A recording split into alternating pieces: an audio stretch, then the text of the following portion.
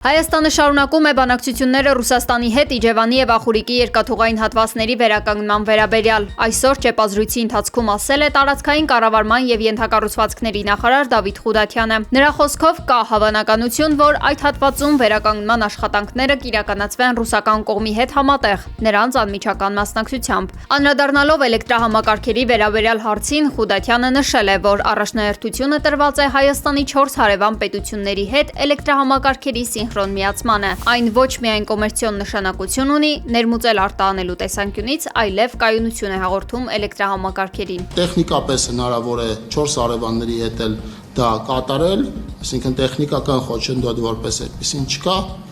Մնացած մասով հույս ունեմ զարգացումներ կլինեն եւ մենք պատրաստ ենք այդ զարգացումներին, իսկ մտահոգություն չունենք Իրանի Իսլամական Հանրապետության հետ կապված, ավելին էներգետիկ ոլորտում ունենք հրաշալի համագործակցություն։ Նախորդ տարվա ընթացքում ամբողջ 12 ամսվա ընթացքում մենք կայուն էլեկտրաէներգիա ենք մատակարարել Իրան եւ այնտեղից ստացել ենք գազ։